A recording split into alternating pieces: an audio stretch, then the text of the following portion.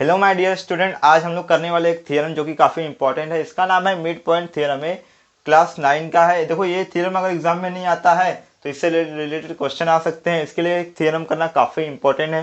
देखो, इस थ्योरम का स्टेटमेंट क्या बोला, the line segment joining the mid point of a two sides of a triangle is parallel to the third side and half of it. यानी कि इस triangle में क्या हो रहा है, इस ट्राइंगल के दो साइड है, उनका क्या है, मिड पॉइंट है। जब वो दो मिड पॉइंट क्या हो रहे हैं, ज्वाइन हो रहे हैं, तो क्या हो रहे हैं, थर्ड साइड यानी बीसी के पैरेलल हो जा रहे हैं। और ये जो था मिड पॉइंट जब ज्वाइन हो रहे हैं, ये क्या है, हाफ है, किसके, जिसके पैरेलल है, यानी बीसी के ये हाफ है। ये दो चीज़ें हमें प्रूफ करनी है। और मैंने इनको एक्सटेंड किया और सी को भी एक्सटेंड किया। जब मैंने इसको एक्सटेंड किया तो ये क्या हो गया, बीई के पैरेलल हो गया सी डी। कैसे, देखो यहाँ पे अभी लिख के बताऊंगा तो काफ़ी अच्छे से समझेगा। गिवन में पहले लिख दोगे तो स्टेटमेंट में साफ साफ बोला है कि क्या है, दो साइड के दो मिड पॉइंट है, तो यहाँ पे लिख दोगे इन triangle ABC, E and F are midpoint of side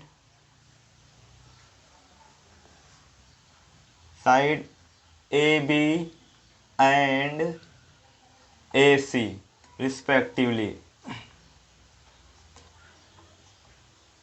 देखो मैंने क्या लिखा, जो E और F है, E क्या है, ए बी का मिड पॉइंट है, और जो एफ है वो ए सी यहाँ का मिड पॉइंट है। तो फिर इसके आगे क्या लिखोगे, टू प्रूफ, हमें प्रूफ क्या करने का है।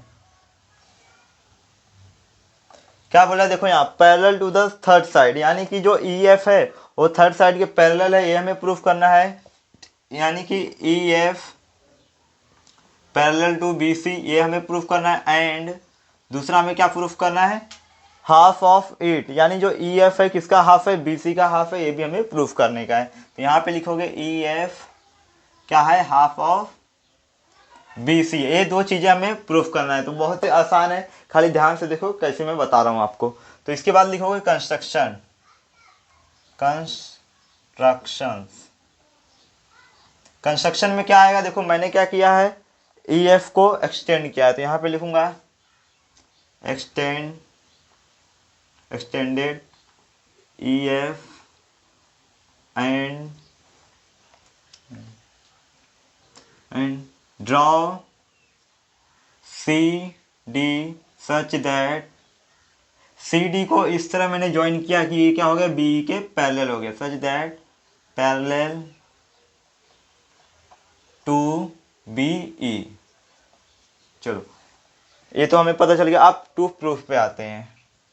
टू प्रूफ, टू प्रूफ में क्या करोगे, सबसे पहले देखो यहाँ पे दो ट्राइंगल दिख रहे हैं, पहला ए एफ ई और दूसरा सी एफ डी। तो यहाँ पे लिख दोगे in triangle A F E and triangle, दूसरा ट्राइंगल क्या है, सी एफ डी। तो पहले क्या करना होगा, इन दो ट्राइंगल को हमें कॉन्ग्रुएंट प्रूफ करना होगा। अगर किसी दो ट्राइंगल को कॉन्ग्रुएंट प्रूफ करना है तो हमें तीन चीज़ें इक्वल बतानी होगी, तीन चीज़ें कॉन्ग्रुएंट बतानी होगी। तो आइए चेक करते हैं क्या क्या कॉन्ग्रुएंट है। पहले तो देखो यहाँ पे ए एफ जो है सी एफ के इक्वल है। क्यों इक्वल है, क्योंकि क्वेश्चन में बोला और गिवन में भी मैंने बताया है कि जो एफ है वो क्या है, मिड पॉइंट है, किसका, ए सी का। अगर एफ क्या है, मिड पॉइंट ए सी का है, तो ये क्या करेगा, इन दोनों को इक्वल पार्ट में डिवाइड करेगा, और इक्वल पार्ट में डिवाइड करेगा तो जो ए एफ होगा वो सी एफ के इक्वल हो जाएगा। तो पहले ए लिख लेते हैं, तो यहाँ पे लिख देते हैं A F equal to C F. Reason में लिख दोगे F is mid point of A C. F क्या है, मिड पॉइंट है, किसका, ए सी का। चलो एक तो मिल गया। अब दूसरा देखो यहाँ पे जेड बन रहा है ऐसे, और आपको पता है जब क्या होता है, जेड बनता है, देखो यहां से ऐसे ऐसे जेड बन रहा है, और जेड बनता है तो क्या होता है, अल्टरनेट एंगल फॉर्म होता है। और अल्टरनेट एंगल क्या होते हैं, एक दूसरे के कॉन्ग्रुएंट होते हैं। तो हम लोग बोल सकते हैं कि F A F equal to C F D. क्या हो जाएगा, एंगल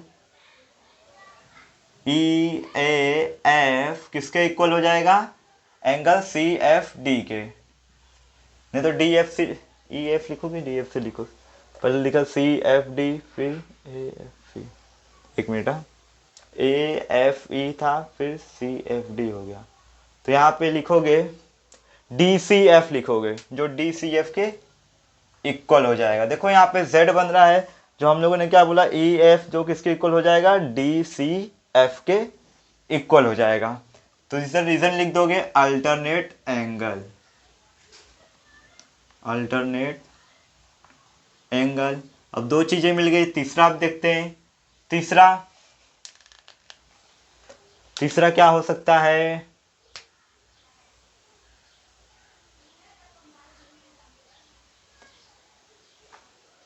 तीसरा देखो यहाँ पे वर्टिकली अपोजिट एंगल मिल रहा है हमें, और जो वर्टिकली अपोजिट एंगल होते हैं क्या होते हैं, एक दूसरे के इक्वल होते हैं। यानी कि मैं बोल सकता हूं कि angle A F E equal to angle C F D. यहाँ पे क्या लिखोगे, angle A F E equal to angle C F D.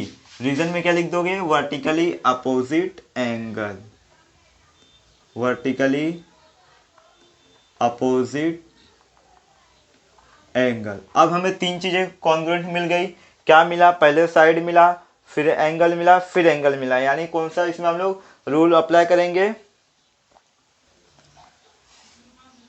तो लिख दोगे यहाँ पे therefore triangle A F E congruent to triangle C F D. Reason क्या आएगा, देखो इसमें क्या क्या हमें कॉन्ग्रुएंट मिला है, पहले तो हमें साइड कॉन्ग्रुएंट मिला है और ये दो एंगल मिले, तो यहाँ पे लिख दोगे रीजन में angle side angle A S a rule लिख दोगे।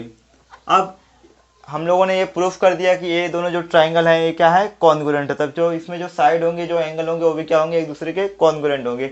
मैं बोल सकता हूँ कि जो ई एफ है वो डी एफ के इक्वल होगा, यहाँ पे लिख दोगे therefore E F equal to D F. क्यों, क्योंकि हमारे दोनों ट्रायंगल क्या है, कॉन्ग्रुएंट है, तो इनके जो साइड होंगे वो भी कॉन्ग्रुएंट होंगे। एंड और क्या है इसमें, देखो जो ए होगा ओ बी सी डी के कॉन्ग्रुएंट होगा, इक्वल होगा, तो यहाँ पे लिख दोगे A E equal to C D. Reason में लिख दोगे C P C T. C P C T मतलब corresponding parts of congruent triangle. अब क्वेश्चन में एक चीज मैंने आपको और बताया है कि क्वेश्चन में क्या दिया था, टू क्या थे, मिड पॉइंट थे, तो इसमें मैंने इधर बताया है कि जो ई है ओ बी क्या है, ए बी का मिड पॉइंट है। अगर ई क्या है, ए बी का मिड पॉइंट है, तो क्या जो होगा ए ई होगा, ओ बी बी के इक्वल होगा। तो यहाँ पे लिख सकते हैं हम लोग कि A E equal to B E. इसे इक्वेशन 1 ले लो और इसे इक्वेशन 2 ले लो। अब देखो यहाँ पे इसका लेफ्ट हैंड साइड और इसका लेफ्ट हैंड साइड इक्वल है, अगर लेफ्ट हैंड साइड इक्वल है तो राइट हैंड साइड भी इक्वल होगा। यानी कि जो बी होगा वो सी डी के क्या होगा, इक्वल होगा। क्या होगा, therefore B E equal to C D होगा। और बी ई सी डी के इक्वल है, ये तो हमको पता चल गया, जो बी ई है वो सी डी के इक्वल है। लेकिन मैंने कंस्ट्रक्शन में ये भी बताया है कि जो सी डी है वो पैरेलल टू क्या है, बी है, तो ये भी मैं बोल सकता हूँ एंड क्या है ये, C D parallel to B E है। किससे लिखोगे, एक मिनट, ये तो इक्वेशन 1 और 2 से मिल रहा है, तो यहाँ पे लिख दो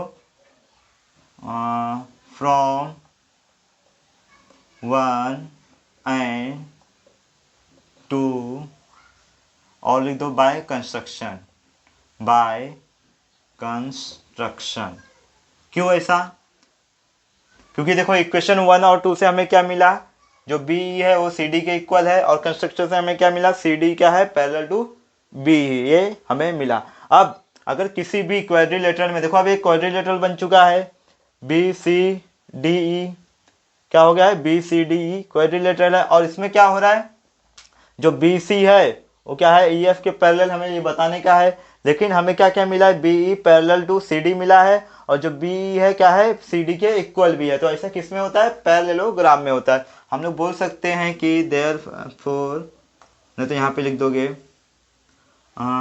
इन quadrilateral B C D E opposite side are parallel and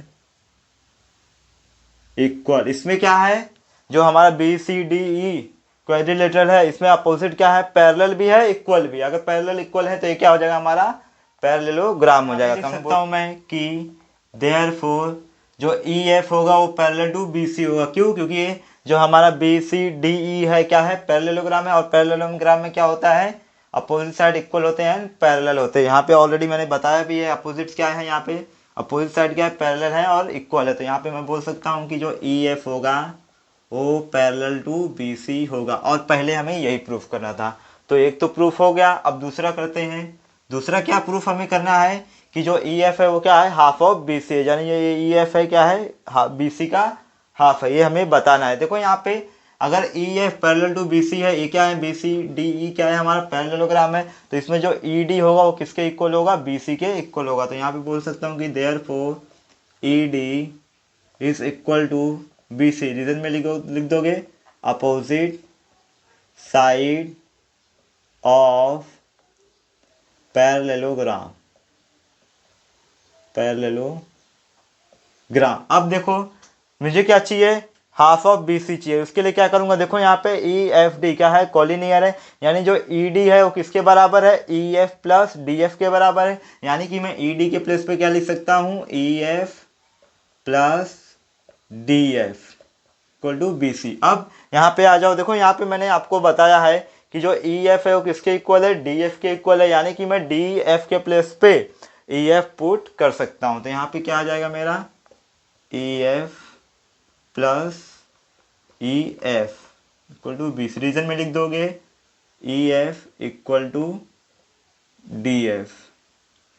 अब ये क्या हो जाएगा, 2EF हो जाएगा इक्वल टू बी सी। अब इस 2 को क्या करूँ, मल्टीप्लाई में यहाँ पे डिवाइड में लेके जाओ तो क्या हो जाएगा, E F is equal to half of B C. और यही हमें प्रूफ करना था। अब लास्ट में क्या लिख दोगे, स्टेटमेंट लिख दोगे, the line segment joining the mid points of a two side of a triangle is parallel to the third side and half of it.